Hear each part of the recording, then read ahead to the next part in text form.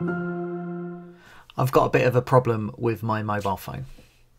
I recently changed providers, and so now I've got a new phone contract with a new company, which has saved me a little bit of money and it's given me a bigger data allowance, and that's all good so far.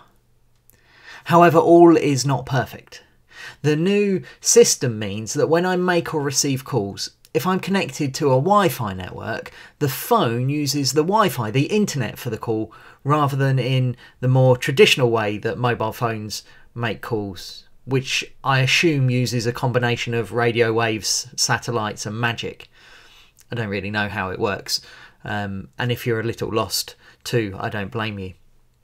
The important thing though is the upshot of all of this is that when I'm on the phone and I walk around the house, which I often do, I sometimes wander in and out of the range of our home Wi-Fi, and so the call cuts out. Sometimes I'll just miss a word or two that someone else is saying. Sometimes it cuts out completely.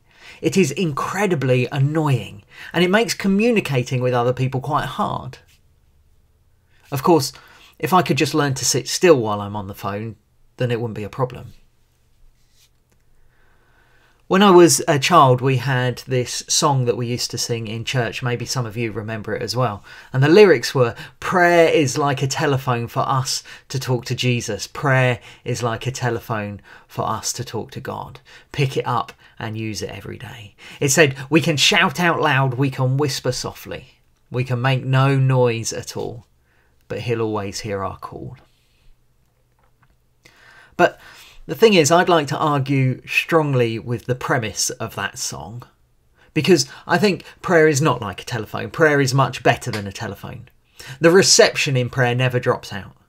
And you can pray and talk to someone else at the same time. Can't do that with a phone, you'll seem rude. You can pray in the shower or on the loo. You can pray in busy, noisy places. You can pray in church. All things that you can't really do with a mobile phone.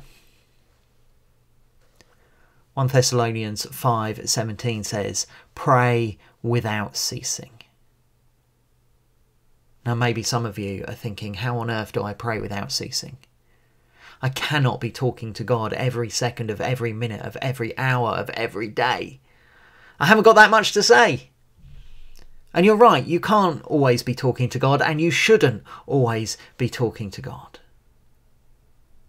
Because here's one way that prayer is indeed like a telephone. It's two-way.